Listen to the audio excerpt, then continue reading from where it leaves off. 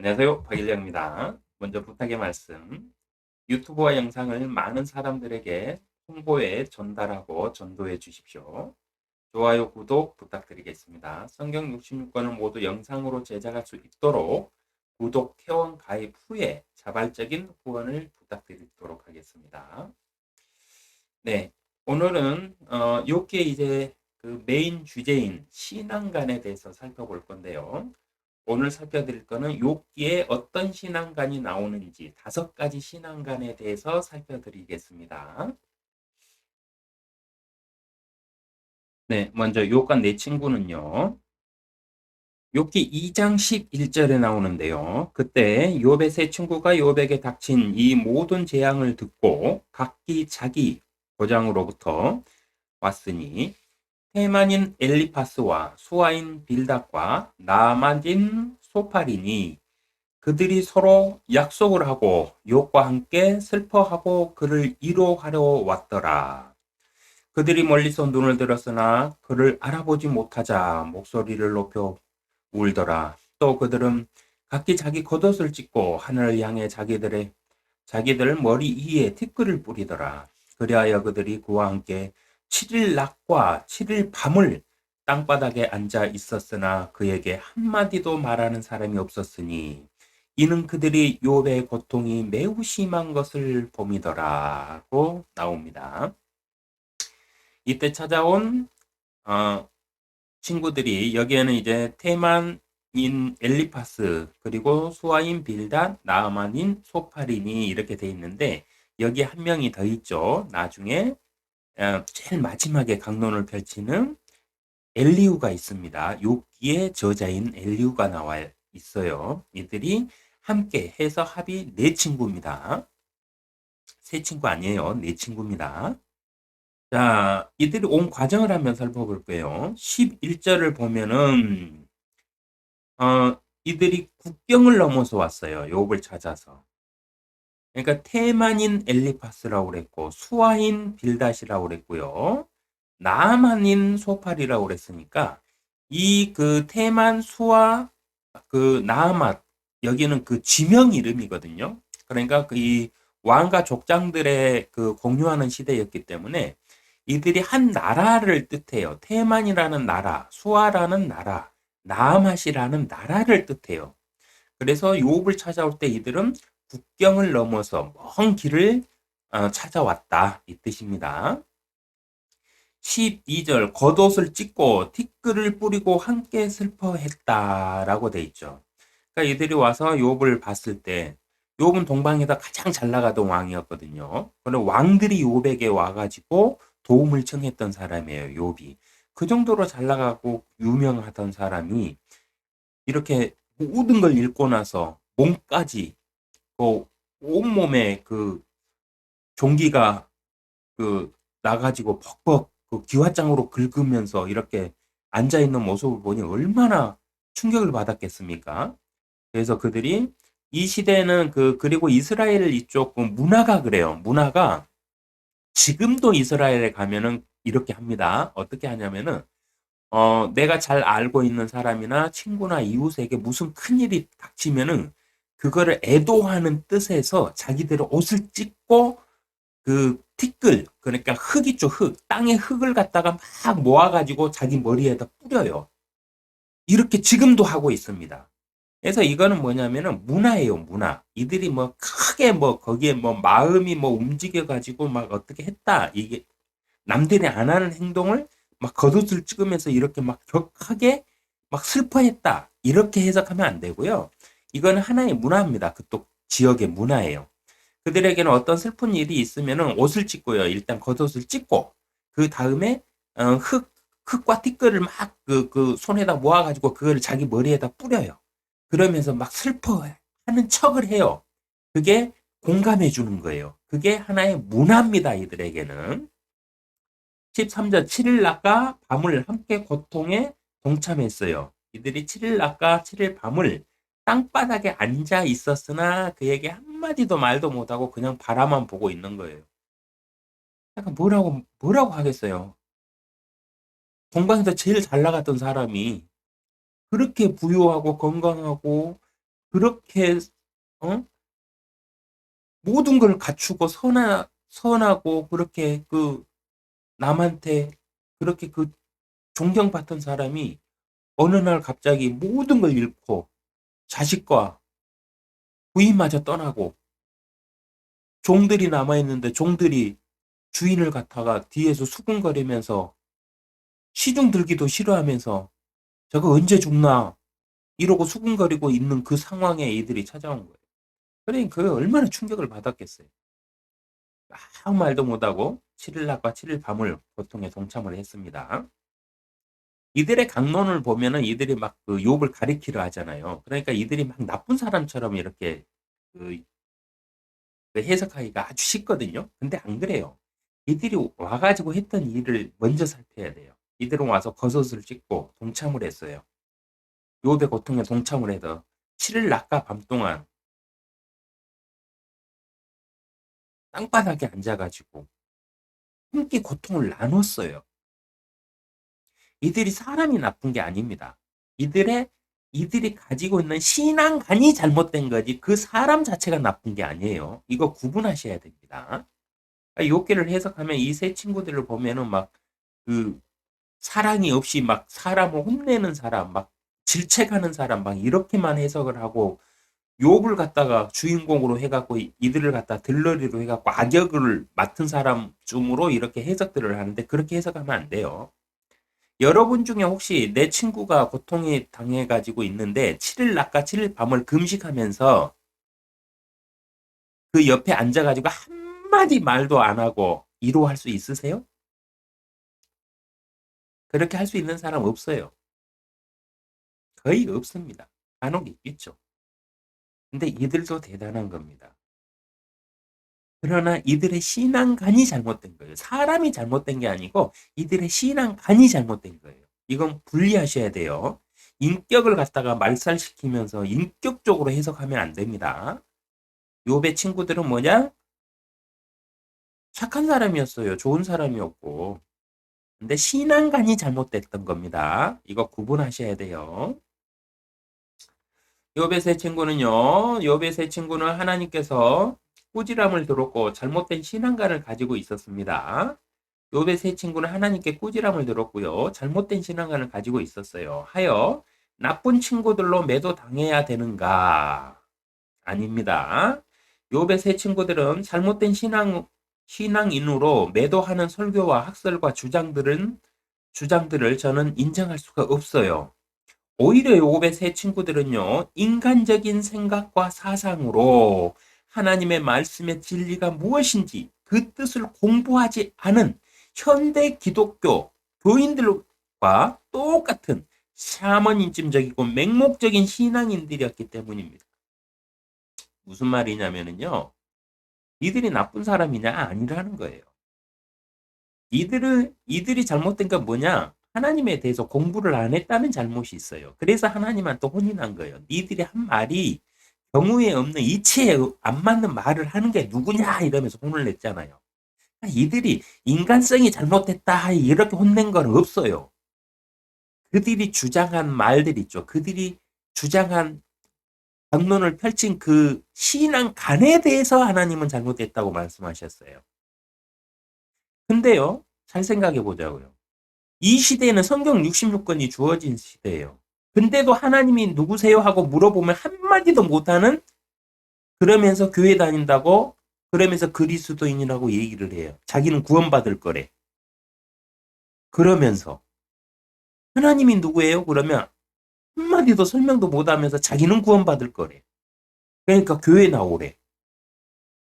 이 무슨 경우에 안 맞는 소리죠? 근데 이들은요, 욥의 세 친구들은요, 성경이 없던 시대 사람들이에요. 성경이 없던 시대 사람들이기 때문에 자기들의 철학대로 하나님을 이렇게 믿던 시대예요. 그러니까 그런 측면에서 본다면 이들은 현대 성경을 읽지 않고 하나님이 누구세요 하면 한마디도 대꾸도 못하는 그리스도인들보다 훨씬 뛰어난 사람들이에요. 하나님 앞에서도. 다만 이들의 신앙관이 잘못됐을 뿐이에요. 사람으로 따지면 이들처럼 하나님 앞에 열정적이고 국경을 넘어서 친구의 고통을 당했다는 친구를 위로하려고 그 중에는 친구의 명성을 자기들이 뺏어 가려고 하는 교묘한 술책도 있어요. 나쁜 놈도 있어요. 하지만 어떤 이유에서 왔던 국경을 넘어서 이렇게 찾아와서 7일 낮과 7일 밤을 한마디 말도 없이 욥의 고통을 당하고 있는 욥 곁을 지켰다. 이 한 가지만으로도 이들의 인간성은 인정받아야 된다는 소리입니다. 제 주장은. 다만 신앙관에 대해서는 현대에는 성경이 있으니까 성경에 우리는 성경에 기록된 것들로 교리를 우리는 스스로 이제 알고 있잖아요. 그러니까 그 교리에 빗대서 이들이 잘못됐다고 주장하고 설교를 할 수 있어요. 그러나 이들의 인간성을 갖다 이들의 사람이 잘못됐다고 주장하고 설교하는 건 이들이 악인이었다. 이들이 교만한 자들이었다. 이렇게 주장하는 건 아니라는 거예요. 이들의 신앙관을 갖다가 말하는 겁니다. 욥의 세 친구는 하나님의 말씀의 뜻이 아닌 자신들의 생각과 철학으로 종교 생활을 하던 사람들이었으나 하나님의 말씀이 아닌 종교의 지도자들과 목사들의 말씀과 뜻을 더 잘 떠받드는 현대 기독교 안에 맹목적인 종교인들보다는 더 신실하고 사랑이 많은 사람들이었습니다. 7일 낮과 밤 동안 금식하면서 친구의 아픔에 한마디 말도 못하고 곁을 지킬 수 있는 신앙인들이 있나요, 이 시대에?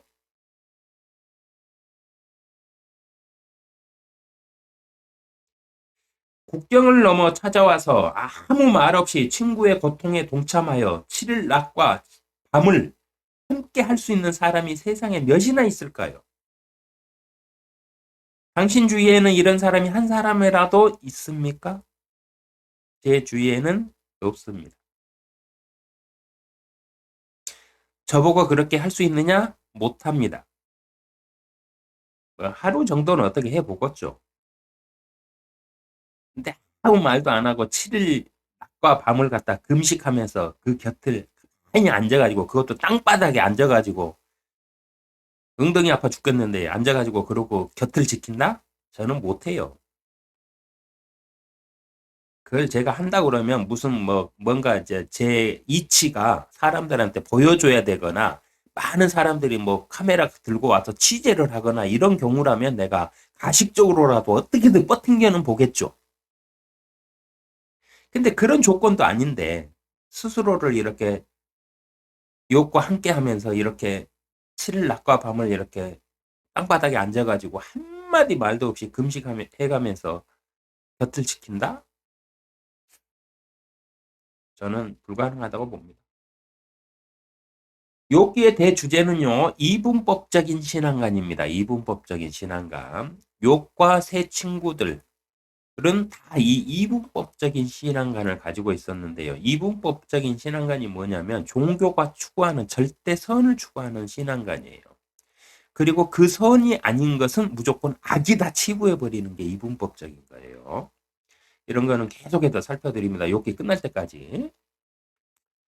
우리의 지금 현대 신앙가들이 이분법적인 신앙관을 가진 사람들이 샤머니즘에 빠져 있어요. 그래서 하나님을 우상화 시켜버렸어요.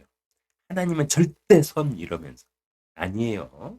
왜 아닌지도 살펴드릴게요. 하나님을 알지만 자신의 생각과 판단으로 종교적인 생활을 하는 새 친구들을 봐요. 하나님을 잘 알고 신뢰하고 믿으나 자신의 거룩한 교만에 빠진 욥과 이들 중 누가 더 잘났다 평가하는 것은 의미가 있을까요?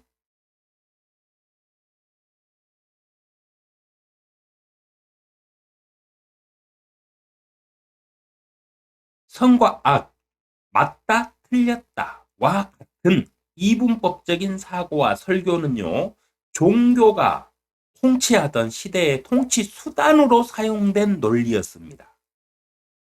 강압적인 이단 사상일 뿐입니다. 선과 악, 맞다, 틀렸다. 성경을 기준으로 성경에 일치하지 않으면 당신이 잘못됐다. 이렇게 판단하는 거는요, 하나님도 그렇게 판단 안 하셨어요. 이거는 통치 수단이었어요. 종교의 지도자들의 교황들이 왕들까지 통치했잖아요. 그때 통치하던 통치 수단이었어요. 하나님의 신의 말씀으로 사람들을 통치했어요. 그러니까 신의 말씀과 일치하면 선, 일치하지 않으면 악이다 이랬어요. 근데 그 신의 말을 무엇으로 바꿨다? 자기들의 말로 바꿨어요, 이들이. 그래서 하나님의 이름을 내세웠을 뿐이지 자기들이 통치를 했던 거예요. 성경에도 없는 말을 갖다가 만들어내가지고 교리를 만들어내가지고 그 교리에 맞지 않으면 마녀 재판해갖고 하형시켜버리고 십자가형에 처하고 예수님 이후로 십자가에 그 매달려서 죽은 기독교인이 얼마나 될 것 같아요? 카톨릭의 교리가 우리는 성경대로 믿겠다 해가지고 카톨릭을 따르지 않는 사람들을 다 잡아다 마녀라고 치부해가지고 십자가형과 하형시켜버렸거든요. 그렇게 해서 순수한 하나님의 말씀대로 믿었던 그리스도인들이 카톨릭에 의해서 희생당한 그리스도인들이 순교한 그리스도인들이 얼마나 되는 줄 아세요? 그 숫자 헤아리지도 못합니다. 지금 다 파악하지도 못해요. 왜? 카톨릭에서 다 그 역사의 그런 기록들을 다 갖다 막 찾아가고 없애버렸거든.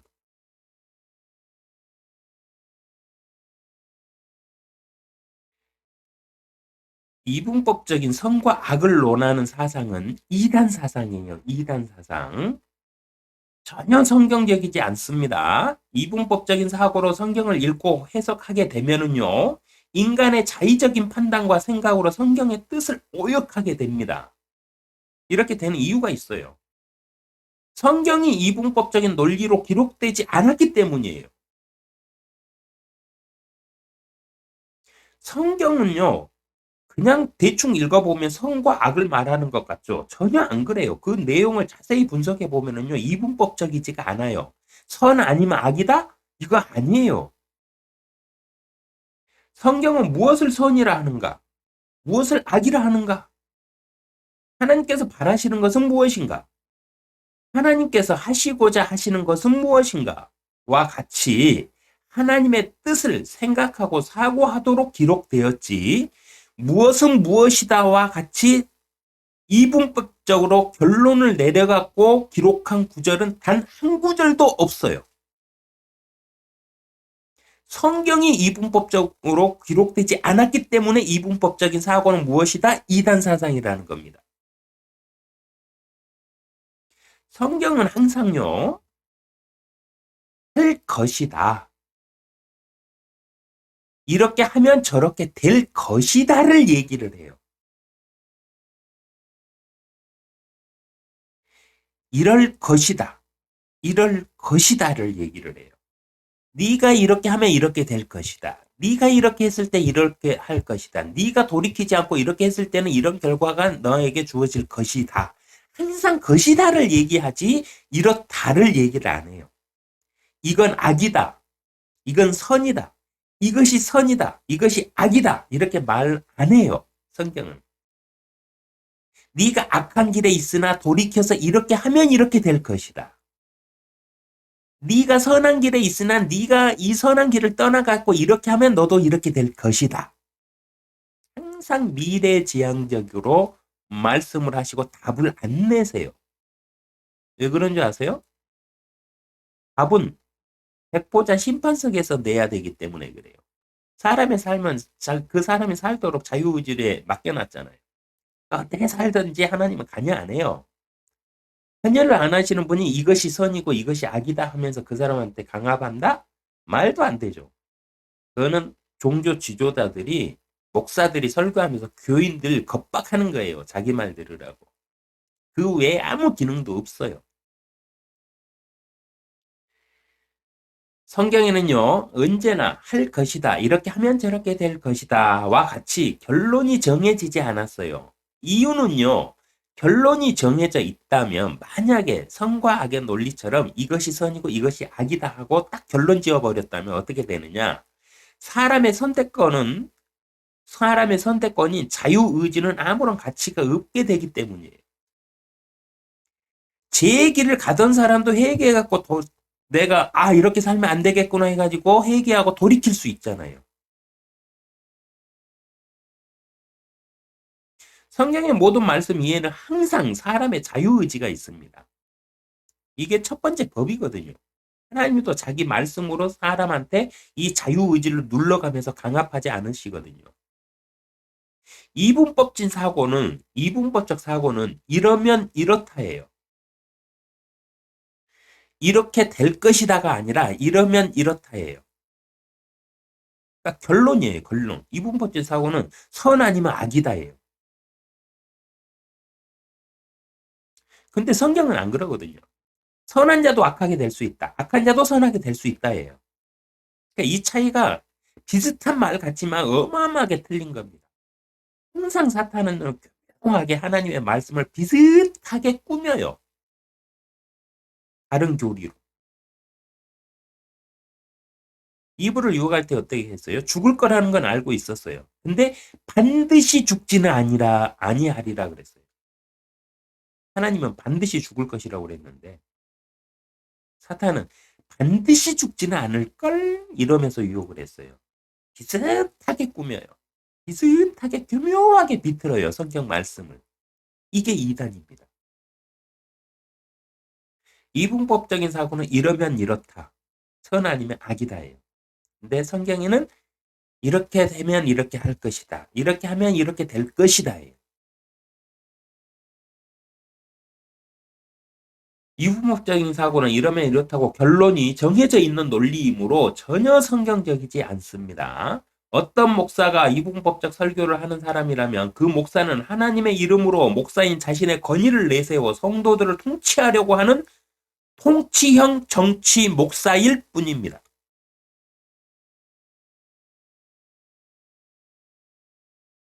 옛날 교황들이 왕들까지도 이러면 이렇다 하면서 신의 이름으로 선의 기준을 정해가지고 여기에 맞지 않으면 너라도 죄인이므로 왕의 그 왕권까지 폐지시켜 버렸잖아요.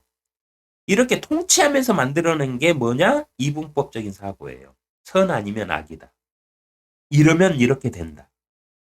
이러면 이렇다. 딱 결론 지어버려요. 법이 이렇다. 이러면서 자기들이 법을 만들어 놨어요. 교리를. 그게 이분법적인 사고예요. 근데 현대 교회도 이렇죠. 현대 교회 목사들도 이단이라고 막 하고 막 돈 뜯어내는 그 목회하는 목사들 보면 거의 다 이 이분법적인 사고로 사람들을 겁박을 해요. 너희가 회개하지 않으면 지옥 간다 막 이러면서.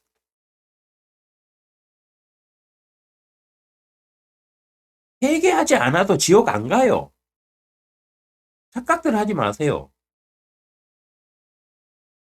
회개한다고 천국 가는 거 아니에요. 착각하지 마세요. 예수님을 구주로 나의 죄를 대속하신 구주로 진심으로 하나님 앞에 말씀대로 하나님 앞에 믿고 받아들였을 때 그 마음을 보시고 하나님이 성령을 인쳐 주셔야만 천국 가요. 성령이 없으면 평생 종교 생활하고 교회 다니면서 목사님 설교에 아멘하면서 교회 헌금하면서 봉사활동 평생 해봤자 지옥 가요.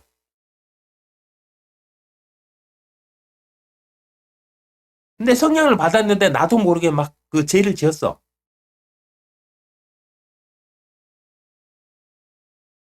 근데 진심으로 회개를 안 해. 너무 부끄러워. 회개하기까지도 부끄러워, 하나님 앞에. 그렇다고 해서 그 사람이 성령이 받은 사람이 지옥을 가냐? 안 가요. 다만 부끄러운 구원을 받을 뿐이에요.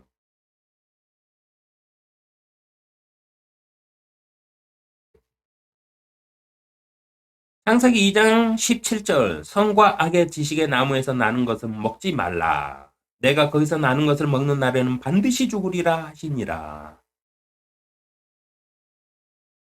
성경은 항상 이처럼 결과가 정해져 있다. 그러나 그 결과물은 그 사람 스스로 자유의지에 의하여 선택하게 되어 있습니다. 성경에는 법이 기록되어 있어요. 이렇게 했을 때 이렇게 될 것이다 라고 기록되어 있어요. 선과 악의 지식의 나무에서 나는 것은 먹지 말라. 내가 거기서 나는 것을 먹는 날에는 반드시 죽으리라 예요. 이렇게 하면 이렇게 될 것이다 예요. 그 법을 지키고 안 지키고는 그 사람의 자유의지입니다. 그래서 하나님의 말씀 위에 있는 게 무엇이다? 그 사람의 선택권, 그 사람의 자유의지다. 이 말이에요. 또한 마가복음 1장 15절에 말씀하시기를 그때가 찼고 하나님의 나라가 가까이 왔도다. 너희는 회개하고 복음을 믿으라고 하시니라. 성경은 항상 죽기 전까지 그 사람에게 회개를 촉구를 하고 회개의 기회를 주심으로 이분법적인 선 아니면 악이다와 같은 논리는 성립되지 않습니다. 이분법적인 사고와 설교는 교회가 돈을 벌고 목사를 신격화하기 위한 수단으로 사용하는 것일 뿐이에요. 사람이 죽을 때까지 죽는 그 순간까지 회개의 기회가 있어요. 근데 이분법적인 사고로 하면 이 사람이 평생 악하게 살았으니까 지옥 가야지. 당연히. 지옥 가는 게 맞아요. 선 아니면 악이니까. 하나님 안 믿으면 지옥 간다. 맞아요. 일부만 맞아요. 항상 사탄은요. 전혀 안 맞는 말을 하지는 않아요. 맞는 말을 하는데 교묘하게 비틀어가지고 하나님의 말씀이 아닌 이단 교리를 사용해요.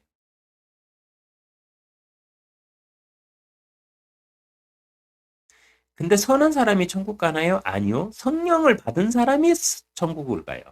우리 눈에는 성령을 받은 사람인데도 악하게 보일 수 있어요. 그러나 그 사람은 하나님 앞에 진심이었고 하나님이 그 진심을 봤기 때문에 마음을 봤기 때문에 성령으로 인쳤잖아요. 인친 그 사람은 영으로 다시 태어난 사람이기 때문에 그 사람은 어쩔 수 없이 아무리 악하게 살아도 어쩔 수 없이 하늘나라로 가야 돼. 아무리 선하게 살아도요. 성령이 없으면 하늘나라 못 가요. 근데 이분법적인 뭘로 기준을 세웁니까? 이분법적인 판단은 인간에게 보여준 인간의 시각에 보이는 그대로잖아요. 선과 악의 인간의 기준이잖아요. 하나님의 말씀의 기준이 아니에요. 하나님의 말씀의 기준에서는요. 천국을 가고 못 가고는 딱 한 가지예요. 성령을 받은 자는 영으로 다시 태어났으니까 거듭났으니까 천국 가는 거고 성령을 못 받은 자는 혼이잖아요. 사람이 원래. 그러니까 영이 없으니까 영의 나라인 하나님 나라에 들어갈 수가 없어요. 이 혼들을 위해서 준비한 곳이 어디다? 타락해서 인간하고 똑같이 된 사탄들과 마귀들을 위해서 준비한 불목, 그곳에 싹 쓸어 넣어버리세요. 이게 성경적인 거예요. 거기에 무슨 선과 악의 논리가 어디 있어요? 성령을 받는데 선과 악의 논리가 어디 있어요? 없어요. 그래서 이분법적인 사고는 성경적인 듯 하지만 악한 묘한 사탄의 속임수예요. 목사들이 이렇게 설교한다? 그럼 그 사람이 하나님의 일꾼이 아니겠지. 성경대로 설교해야 되는데 성경이 아니라 인간의 철학을 설교한다? 그러면 그거는 하나님의 사람이 아니겠지. 하나님의 일꾼이 아니겠죠. 그런 교회를 내가 다니고 있다? 빨리 옮겨야 되겠죠. 네. 욥기는 이러한 이분법적인 사고와 논리와 교리로 사람들을 통치하고자 했던 종교가 내세운 논리와 교리를 무너뜨리는 내용들을 담고 있으므로 성경에서 제외시키려고 했었습니다. 욥기에서 가장 많이 나타나는 게 이분법적인 사고인데요. 이분법적인 이 사고를 정면으로 깨요. 누가 깨느냐? 엘리후가 깨고 그걸 엘리후보다도 더 정확하게 깨신 분이 누구냐? 하나님이에요. 니네들 논리가 개똥이다 이렇게 말씀하셨어요. 이치 안 맞는 말을 하는 게 누구냐? 이러면서 혼내셨어요. 한마디로 니네들이 말하는 잘난 척하는 그 모든 말들이 개똥이다 이 소리예요. 그러니 욥기를 성경에 이렇게 남겨놓고 싶었겠어요? 자기들이 말한 게 다 개똥되는데. 욥기의 강론은 32장에 엘리후가 등장하기 전까지 선과 악의 개념으로 이분법적인 사고로 추론하는 주제로 강론이 펼쳐집니다. 이 기준을 가지고 욥기를 읽어보시면 이해하기가 편해요. 욥기는 32장까지는 선과 악의 개념, 그러니까 이분법적인 사고로 이거 아니면 이것이다 이거예요. 이렇게 계속 주고받고 강론들을 해요. 서로가. 그래서 이분법적인 사고가 무엇인지 생각하며 읽는다면 잘못된 신앙관을 쉽게 깨달을 수가 있어요. 욥기를 읽으실 때 32장까지는 이분법적인 사고로 이들이 강론을 펼치고 있다는 이 생각을 하고 읽으면은 이들이 하는 말들의 논리가 무엇인지를 빨리 깨달을 수가 있어요. 그래서 이들의 신앙이 왜 잘못됐는지도 금방 캐치할 수가 있습니다. 욥의 신앙가는요. 그러면 욥기에서 대표적인 신앙가들을 살펴보자고요. 자, 욥의 신앙가는요. 고등 교육을 받은 선을 추구하는 자들의 자기 주관적인 신앙관을 대표하고 있습니다. 욥은 그리고요.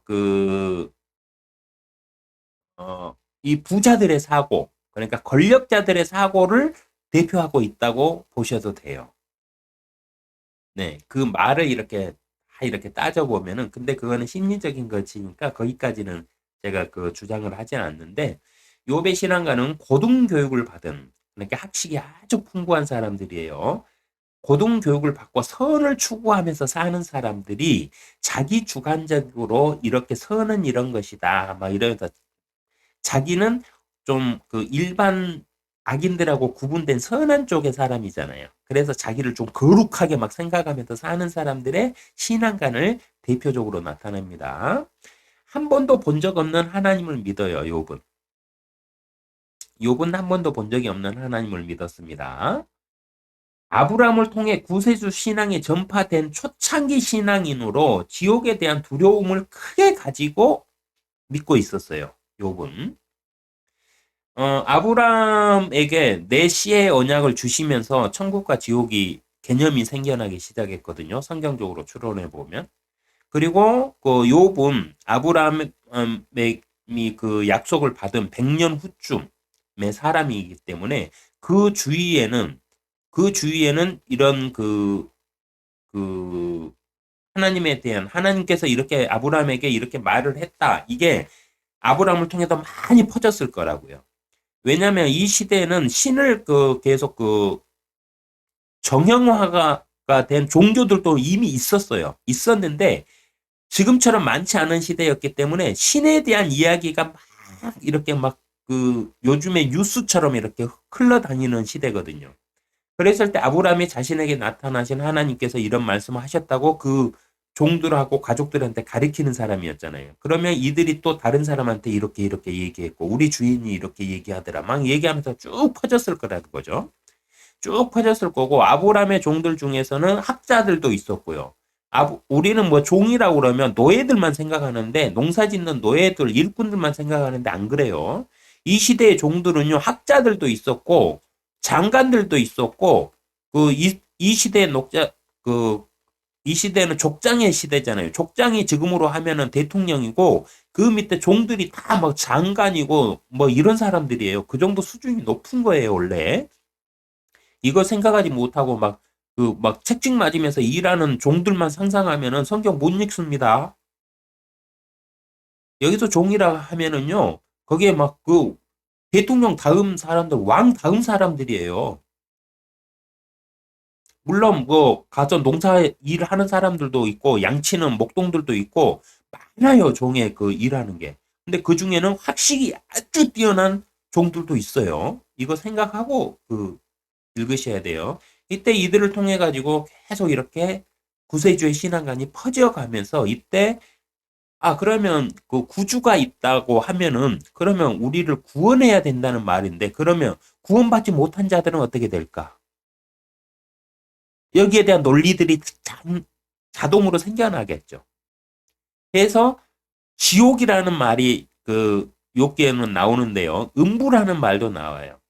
그러니까 옛날부터 음부의 세계는 언제부터 그 말이 통용됐느냐? 노아의 홍수로 사람을 다 쓸어갖고 땅 속에다가 쳐 넣어버렸잖아요. 하나님께서 노아의 홍수로.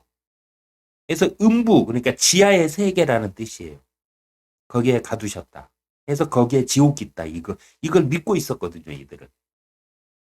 그래서 아브라함에게 약속한 메시의 언약에 우리에게 구주가 있다는 거를 깨닫게 되고 이 복음이 계속 퍼졌던 시대예요. 근데 그게 초창이에요. 아브라함부터 약 한 100년밖에 안 지났으니까.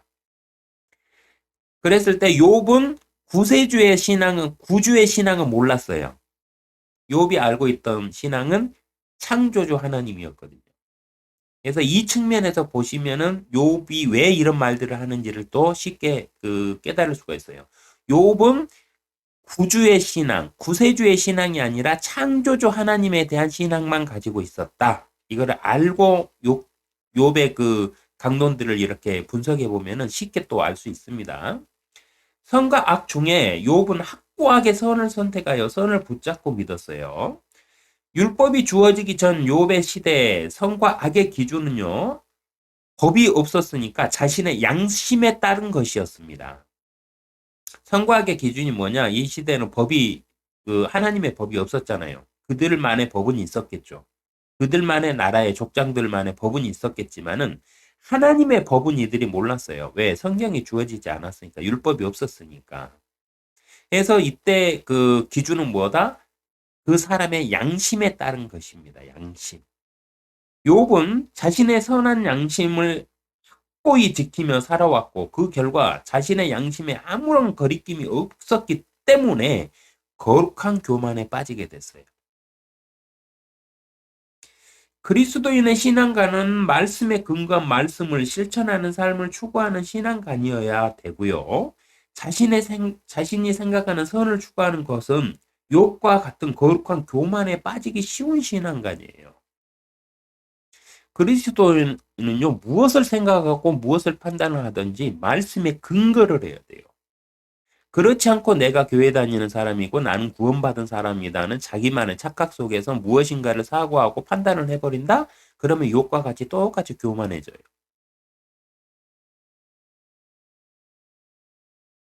엘리파스의 신앙가는요, 선 아니면 악의 논리인 이분법적이고 운명론적인 신앙가입니다. 신은 이럴 것이다. 신이라면 이래야 한다는 자기 이주로 믿어요. 신의 뜻이다. 이에는 이, 눈에는 눈이다. 하면서 징벌적인 신앙관의 믿음을 가지고 있습니다. 신은 무오하다. 해서 신은 절대적으로 무오하다 하면서 맹목적이고 절대적인 신을 추구하는 믿음을 가지고 있어요. 여러분, 하나님은 무오하신가요? 무오하다고 생각하세요? 그러면 여러분 생각 잘못된 거예요. 왠 줄 아세요? 하나님이 홍수로 노아의 시대에 홍수로 온 세상을 다 멸하시고 나서 했던 말씀이 뭐예요?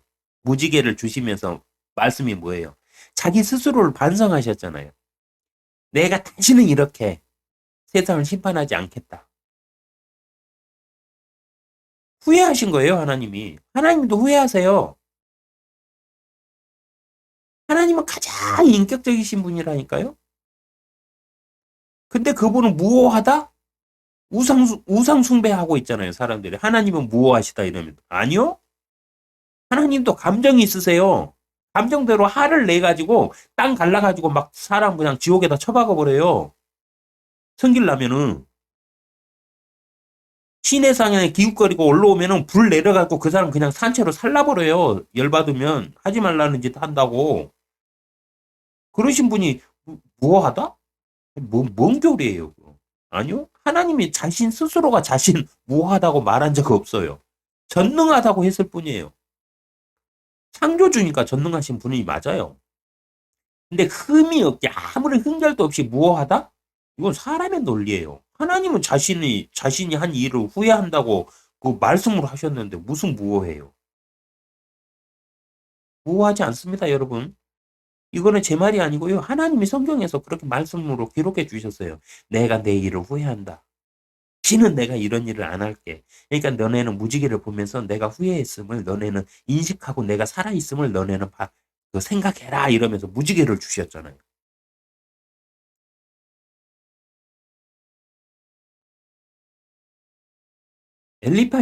엘리파스의 신앙관이요. 이 시대 대표적으로 이분법적인 신앙생활, 샤머니즘적인 신앙을 가지고 있는 사람들의 대표적인 것들이에요. 선 아니면 악이다. 하나님 안 믿으면 지옥 간다. 맞아요. 근데 그 사람이 늙어 죽을 때까지 믿을지 안 믿을지 어떻게 아냐고. 근데 왜 그걸 판단하냐고.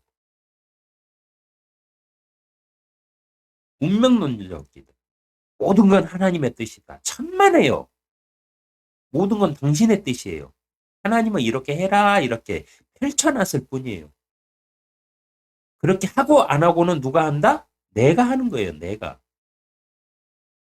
근데 이분법적인 사고는 이 길만이 정답이니까 이렇게 살아야 된다고 못 박아버리잖아요. 그 사람에게 선택권이 없어. 이게 선이니까 무조건 너는 이렇게 해야 돼요. 아니요. 하나님은 한 번도 그렇게 강압하신 적 없어요. 신은 이럴 것이다. 신이라면 이래야 된다? 무슨 개 같은 소리들이에요. 신의 뜻이다? 이에는 이, 눈에는 눈이다? 뭔 개 같은 소리예요. 예수님은 베드로한테 7번씩 70번이라 할지라도 용서해야 된다고 가르쳤어요. 언제 눈에는 눈이다, 이는 이다 해갖고 받은 대로 그렇게 돌려주고 복수하라고 언제 가르쳤어요. 그리고 이 그 눈에는 눈이고 이에는 이다 이거 있죠. 이거는 법적인 그 기준을 말씀하신 거지. 그 사람한테 그렇게 하라고 행동을 말씀하신 거 아니에요. 눈을 잃게 했으면 그 눈에 상응하는 가치대로 그 사람에게 보상을 해야 된다 이거였어요. 그를 내가 주먹으로 쳐갖고 이빨이 부러졌다 그러면 그 이빨의 가치에 상응하는 것들로 물질로 보상을 해라 이 뜻이었어요. 보상의 기준이 정해진 거예요. 보상의 기준. 그 사람이 네 눈을 상하게 하면 너도 가가지고 똑같이 그 사람 눈을 상하게 해서 그 사람 눈을 빼라? 아니에요, 여러분. 이런 그 구절들을 사용하면서 막 신의 뜻 맹목적으로 이렇게 하는 사람들이 뭐냐면 다 이분법적인 신앙관, 샤머니즘을 가지고 있는 거예요. 잘못 배운 겁니다. 잘못 알고 있고 성경을 안 읽으니까 그래요.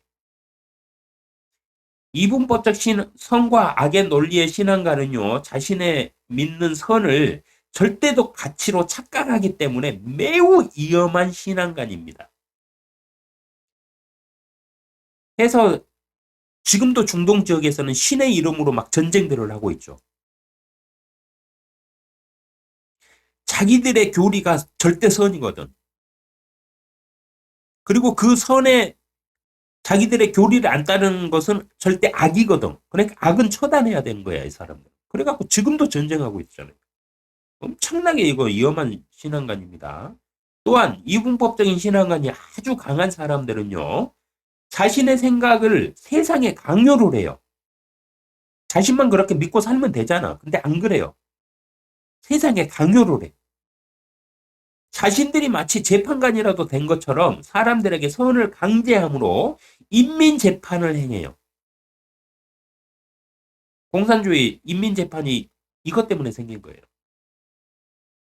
이는 재판관이신 예수 그리스도의 권한에 월권을 행하는 죄악으로 매우 사악한 죄입니다.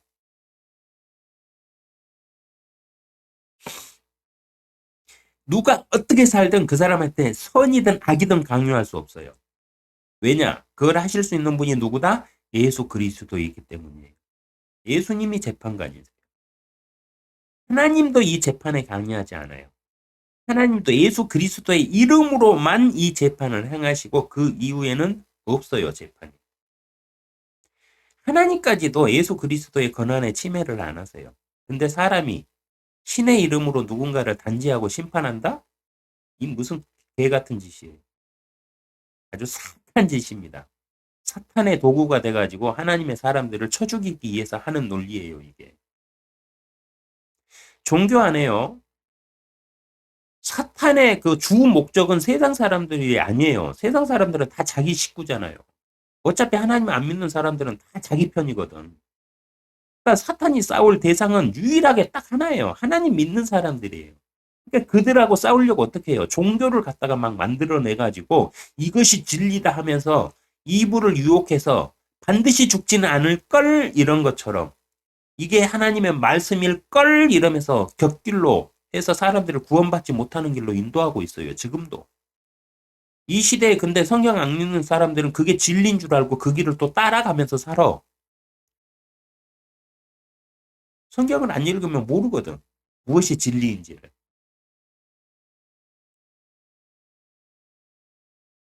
성경에 기록된 싸움은 영의 세력인 사탄의 무리를 대항하여 싸우는 것이지 사람들과 싸우는 것이 아닙니다. 이분법적인 신앙가는 사람을 싸우게 하는 적 그리스도의 신앙관이에요. 이분법적인 사고로 이것이 선이고 이것이 악이다 하면서 네 편, 내 편 가르잖아요. 그거는 하나님이 하시는 일 아니고요. 하나님의 일꾼들이 이런 일 안 해요. 사단이 하는 거고, 사단이 하나님 편, 자기 편 가르는 거예요. 그래서 이 이분법적인 신앙관은 무엇이다? 적그리스도의 신앙관이다. 이겁니다. 그럼 빌닷의 신앙관은 무엇은 신앙관이냐? 인간의 철학과 심연적인 이상주의 신앙관이에요. 소위 배웠다는 박사들의 철학적인 신앙관이 빌닷의 신앙관이에요.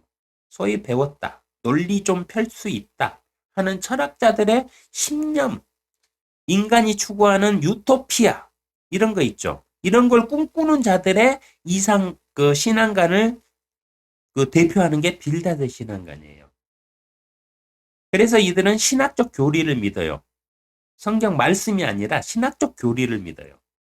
신학적 교리하고 성경 말씀의 교리는 틀린 겁니다. 신학적 교리들은 신학자들이 세운 교리예요. 칼빈, 루터 이런 사람들이 세운 거예요. 신학적 교리는. 성경적 교리는 누가 세웠냐? 하나님이 바울을 불러가지고 하늘나라에서 가르쳐가지고 바울이 써놨어요. 교리를 성경책에. 그게 성경적 교리고요. 우리가 일반적으로 설교 듣고 우리가 그 학교 가서 배우고 신학교 가서 배우는 교리들은 어떤 교리냐? 성경적 교리가 아니고 이 신학적인 교리들이에요. 이 교파들은 이런 교리를 내세웠고 저 교파들은 이런 교리를 내세웠고 이런 교파들은 이렇게 주장하였고 이 시대는 이런 신학적인 논리들이 창궐하였고 이 시대는 이렇게 신학적인 기준으로 세상을 판단하였고 막 이런 걸 가리키지 성경에서는 이렇게 말씀하셨고 성경에서는 이렇게 말했다는 거는 하나도 안 가리켜요. 그거는 기본적으로 스스로 공부해라 하면서 신학생들도 스스로 성경을 공부해야 되게끔 돼 있어요. 학교에서 성경까지 배울 시간이 없다는 거예요. 그게 신학교예요.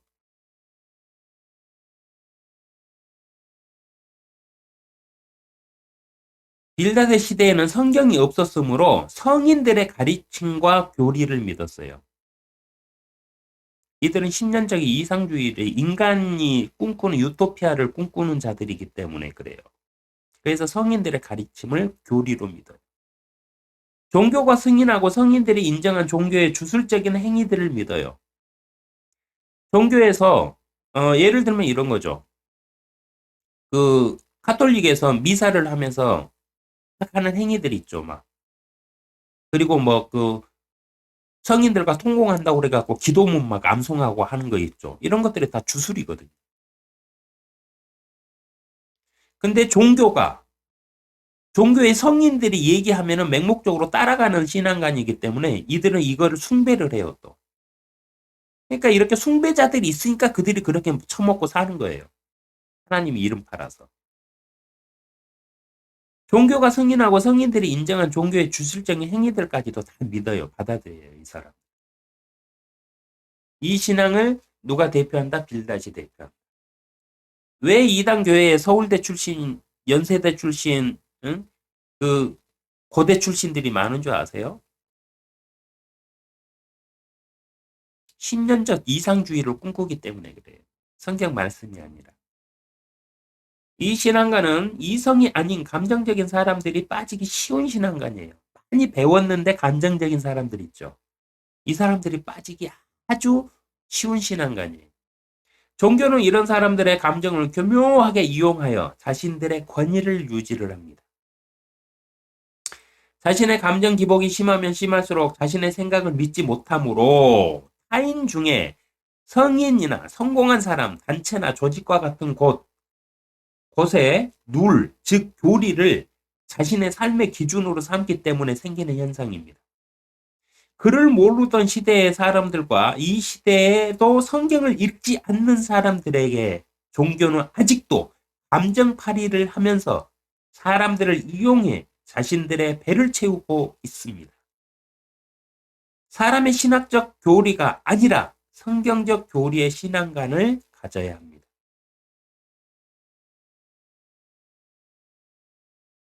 이 시대 빌닥 같은 사람들이 소위 배웠다는 사람들이거든요. 이 시대는 글을 모르는 사람이 거의 뭐 90% 이상인 시대였기 때문에 이 시대에는 글만 알아도 먹고 살았잖아요. 글만 알아도 성인으로 추앙받았어요. 이런 시대예요. 이런 시대 이들이 꿈꾸는 게 철학적으로 꿈꾸는 게 신년적 이상주의였거든요. 인간이 어떻게 하면 유토피아를 이룰 수 있느냐.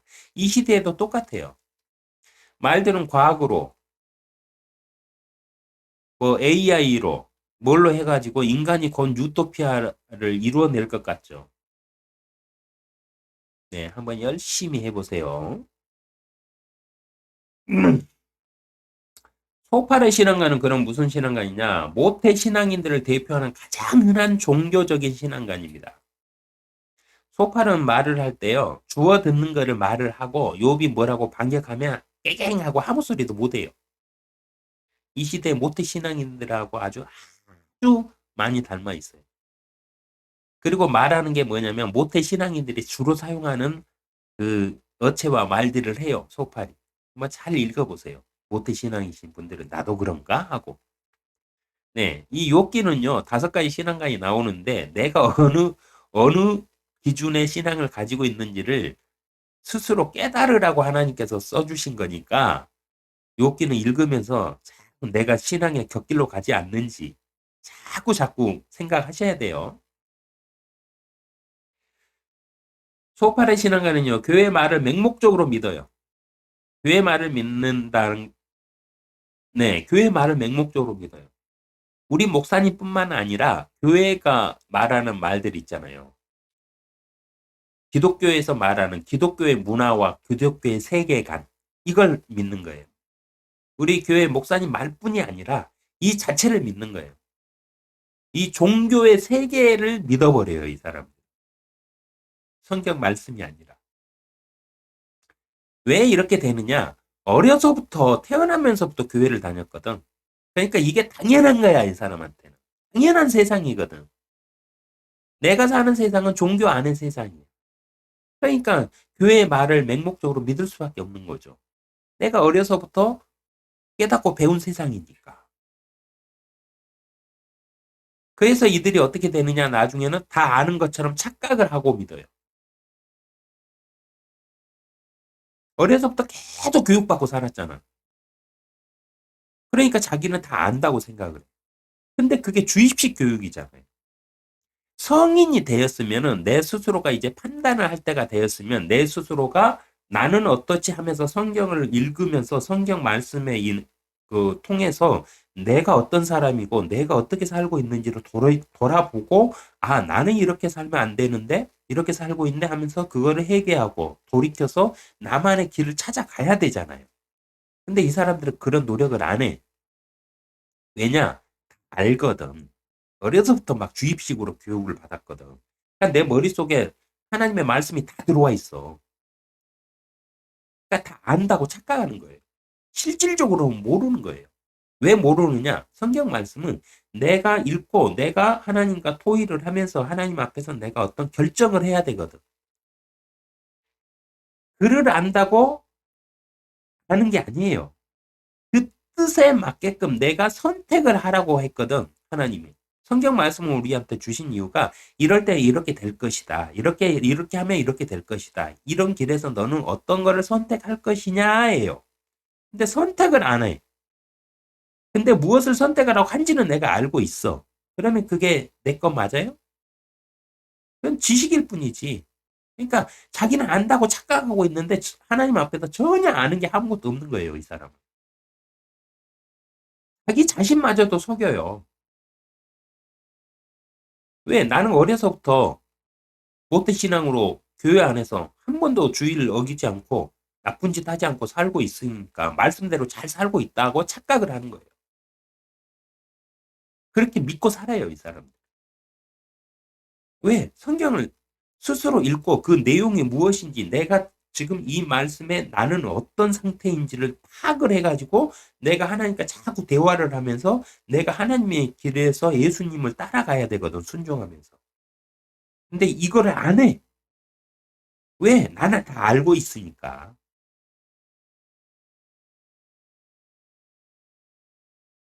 아는 건 무지하게 많은데 안 해.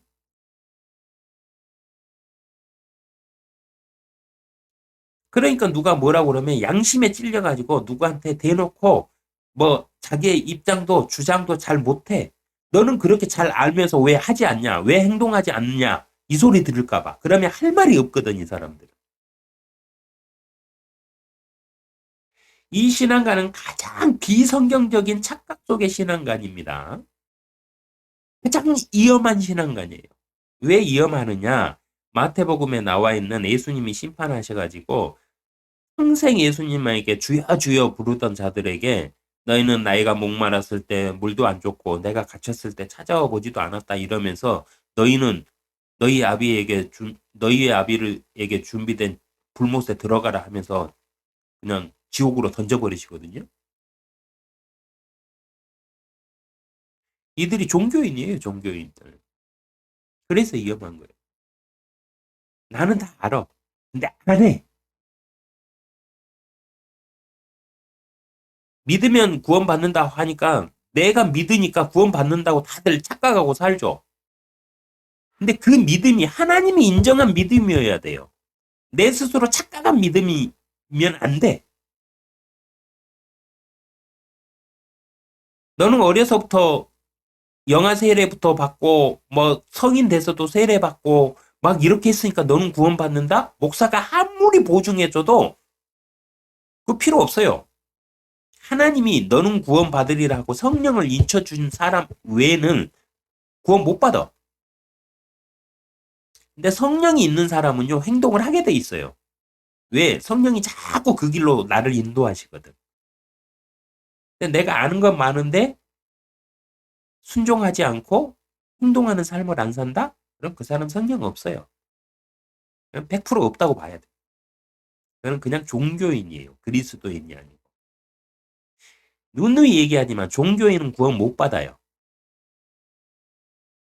그리스도인만 구원받아요. 그래서 가장 위험한 신앙관이 무슨 신앙관이냐? 나는 다 안다. 어려서부터 교육받았고 이 교회 안의 삶은 그냥 하나의 문화다 이렇게 인식해버리는 사람. 내 세상은 이곳이다. 이렇게 알면서 그 안에 사는데 하나님 앞에서는 아무 짓도 안 하는 사람. 이런 사람들은 100% 마태복음에서 말씀하신 거기에 속합니다. 나에게 주여 주여 한다고 다 구원받는 것이 아니다. 평생을 나를 주여 주로 부른다고 해서 너희가 구원받는 게 아니다. 하나님의 뜻대로 말씀대로 행한 자들만이 구원받는다고 그랬잖아요. 믿음으로 구원받는 세상에서 뭐 어? 그렇게 말을 하면 그거 이단 아니냐? 천만에요. 또 어느 구절에는 뭐라고 그랬냐면은 믿는 자는 행하게끔 돼 있다고 그랬어요. 왜? 그 안에 성령이 그렇게 시킨다고 그랬거든. 믿음도 사람이 생각해서 저 사람은 믿는 거야, 저 사람은 믿지 않는 거야 하고 기준이 사람의 기준이잖아요. 천만에요. 하나님의 일은 하나님이 판단하세요. 사람이 판단 아무리 해봤자 그건 사람의 착각들일 뿐이에요. 하나님이 아니라는데 뭐 아무리 목사가 너는 천국 간다 해봤자 뭐 하나님이 아니라는데 뭐 어쩔 건데. 굉장히 위험한 신앙입니다. 사람은 스스로 자신의 자유의지를 가지고 예수 그리스도를 선택하여 자신이 구원이 필요한 죄인임을 시인하고 성경의 법으로 기록하신 구원의 삶과 그리스도인의 삶의 법을 지키며 살아야 하는데 이들은 어려서부터 교회에서 교육을 받아 성경을 거의 일독 정도는 하였으므로 알고 있어요. 해서 알고 있다는 착각에 빠져요. 그러나 분명한 것은 알고 있다는 생각은 맞아요. 맞는데 우리 뇌는 한번 경험한 것을 모두 아는 것으로 착각을 합니다. 그래서 내가 어려서부터 성경 일독 정도는 들어봤잖아요. 그러니까 알고 있다고 착각을 해요. 우리 뇌가 그렇게 생겨 먹었으니까 나 이거 들었던 거야 이러고 착각을 해. 근데 그 뜻이 무엇인지는 아냐고 진짜로.